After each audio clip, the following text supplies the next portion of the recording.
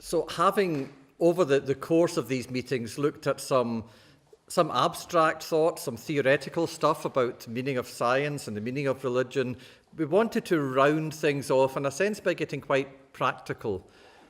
What do we need to do to solve the sorts of problems we're facing in our world? What do we need to do to make the world a better place, to quote the question? And so what I'm wanting to draw out tonight is a sense in which are those resources, those things that we need, going to be found from technically minded, scientific type thinking people, or is it actually more of a spiritual crisis we're facing?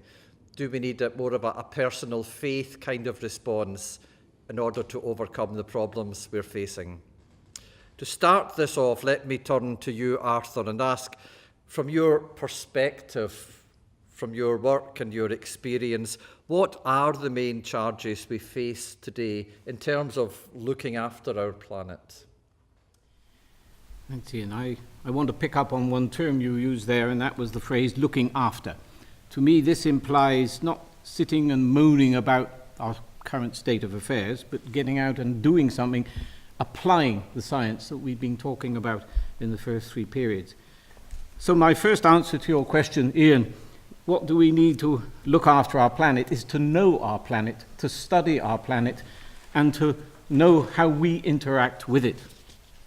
But it's an awful lot easier said than done, and there's number of reasons for that, but I'll just mention two. The first one is the natural environment we live in is extremely complex. It's made up of many components, the atmosphere, the oceans, the land, and so on, and their interactions with each other. And we still have an enormous amount to learn about this. The other, which I'm sure Eric could talk as much about more than I, is the problem of scale.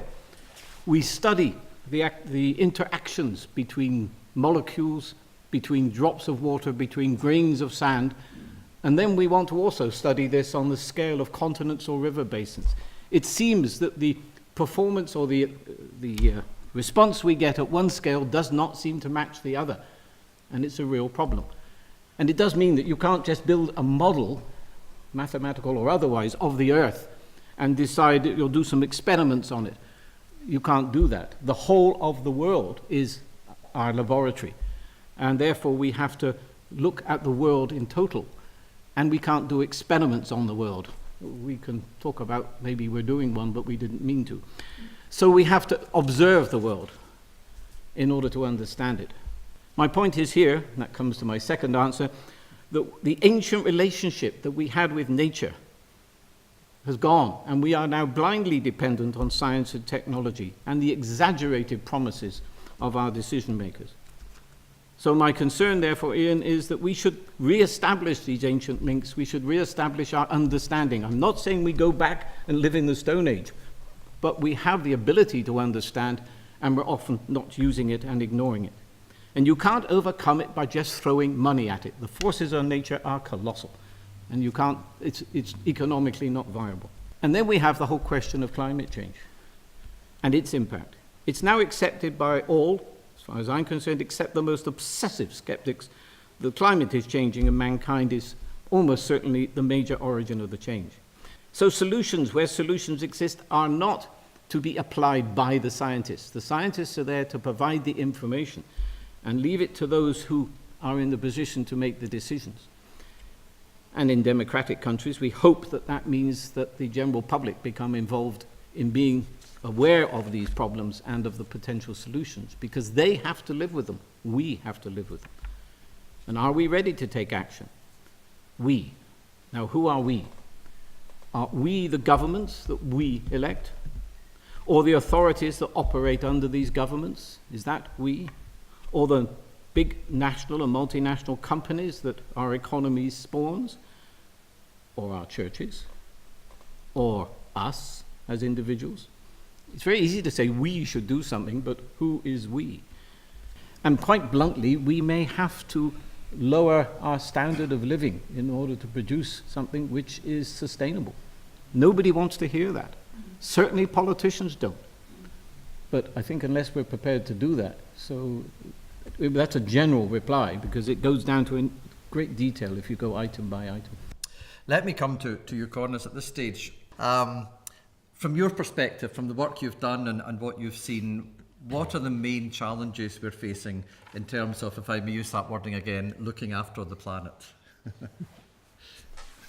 Thank you. I look at this from the perspective of a political and business economist, which may become more relevant as we look at possible solutions. If you ask me what are the key issues for the planet, I'll start off by highlighting what the United Nations Environment Programme is focused on since the last decade. It's highlighted overarching themes, and 4 key environmental themes are being addressed. Climate change, obviously, is an obvious one. Biodiversity and ecosystem services is the second one. The third is resource efficiency, and that looks at how inefficient we use resources, and that covers all resources, natural resources, implying biomass, land, water, energy, and materials, how inefficient we are in using those. And we've been aware since many decades, really, how inefficient we are using those, considering the needs of a growing world population. The fourth issue that's being prioritized is chemicals and waste, including the issue of hazardous wastes. Cornelis, where do we look for the way forward? If you look at these trends and the needs of a world population that's heading for 10 billion people, some of these trends have been captured in the 1970s by the Club of Rome. So if you look at the science captured by international organizations regularly in these reports, we increasingly know in how far we are doing the wrong things. So trying to find solutions, there is a greater effort by governments today, as well as business, to capture this information, not in terms of just quantitative data, but also to bring in the economics and to put a price tag on it, so that you can more effectively, for governments, make the economic case of doing things differently. There was, for instance, this study, the Green Economy Report, that asked governments if annually you invested 1.2 or 2% of GDP into greening your economy, how could your economy perform better and grow stronger up till 2050? So the evidence is there. You can see the economic case. Also at company level, there is work with consultants and others on coming up with a price tag for the cost of using certain natural resources. Not everybody feels comfortable with that, because some would say nature is priceless. And if we go down the route of pricing water and pricing land and trying to price biodiversity, we just open the way for commercialization and unsustainable use. So there are different opinions here. Some people have mixed feelings about this approach. So there are limitations to the economic approach. But at company level, you can also clearly make the business case. So why do we continue with business as usual? The key thing ultimately is our inability to more effectively conduct collective action. To ask Guillermo to start off, let me ask you as a theologian, why is ecology, the environment, why is that even an issue for Christian people? If you open the Bible starts with 2 stories of creation, 2 different stories of creation. In the second story, human beings are placed in a garden that it's called the Garden of Eden, to take care of it and till it. So this mandate of taking care of creation, it's something that is at the core of the biblical and Christian message. Of course, you have the other story of creation, where human beings are put on the top of creation to dominate creation.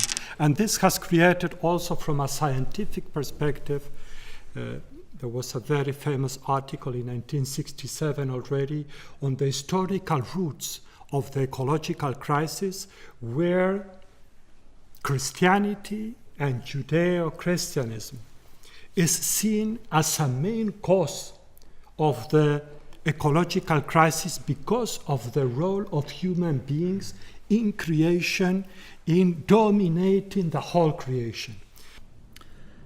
We've heard some chilling accounts of the global scale of the problems we're facing. I wonder if you could tell me, as you look around the global church and visit many parts of the global church, Where do you see this impacting on them, on actual Christian communities around the world? Yeah, that's very important, Ian, because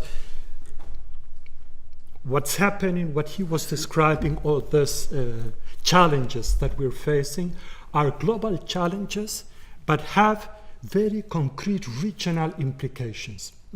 For instance, we were having a workshop in Fiji with pastors from the Pacific Islands, and we had scientists, politicians, and so on.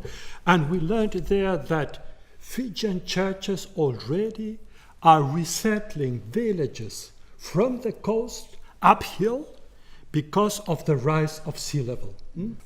So that leads me into perhaps the final question to put to you at this stage. What can churches, in the big sense of that word, what can churches do to help tackle these problems, to respond to the sort of thing you're describing? A first thing I think is what was said already is recognize the scientific consensus on these issues. But it's not only important to know, but also to translate into understandable language, for instance, the IPCC reports. And what is also important is to play a role in advocacy from the local level to the international level in order to, what was said from the beginning, to make things happen. There's an urgent need to act, and churches also have a role to play in addressing the governments, the international community, governments at the local, national level in order to respond to the challenges we're facing in relationship to the environment. I will not, if I have to say one thing to change, I would say it should be a holistic change, in the sense the change of human behavior will not be enough if there's not a change in international law, if there's not a change in economic relationship and the economic system. So, and we need to, and this is why it is so complex.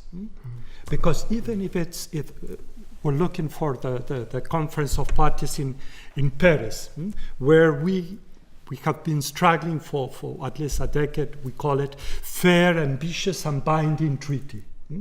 Even if it is adopted in Paris, it needs to be applied and implemented.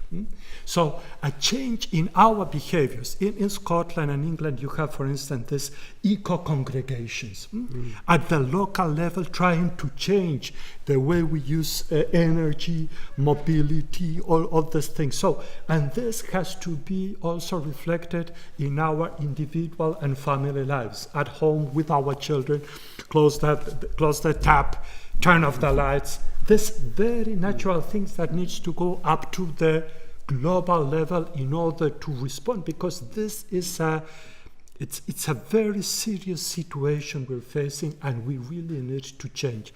And from this Christian and theological perspective, this is the call to conversion, but that should not be seen only at the individual level, this metanoia from the gospel, but should be seen also as a change of paradigm in which we live. Yeah. So I'm addressing you as someone who is working, among other things, I know, at parish level with a real Christian community on the ground. And I would put to you the question I've put to others. What do you see in that role as the main challenges which we're facing in terms of how we care for our world? Well, thank you, Ian. We've heard already so many complex stories about the environment tonight and how things interact. And at the environmental level, there are huge challenges, all of which really require decisive changes of behaviour. We have to consider the reasons, I think, why it's so difficult to encourage changes of behaviour. It's not just, I don't think, that it's difficult to get nations to act collectively together. There is actually something rather more profound and in many cases rather more sinister. And so many of our problems, whether it's with the environment or other issues that require concern and care for our world, come down to the radical inequalities that there are in our globe. And the sad thing I felt about the larger part of the globe's response to the Ebola crisis was that it wasn't until President Obama defined it as a serious security issue that much really happened. And by then, thousands of people were dead. Many parts of the world experience war and terrorism, and the impetus for that has to come from somewhere. It comes from that insecurity that poverty and radical inequality brings. It forces people to live in parts of the world where they shouldn't really be living. And even in the developed countries, the gap between the rich and poor continues to grow.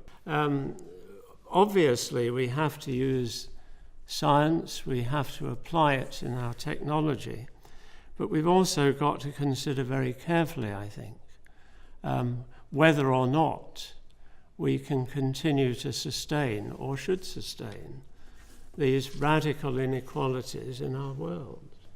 Science is something to celebrate. It can be an agent of God's justice, and it can be an agent of peace. It can be something that, rightly pursued, brings about an increase in the common good.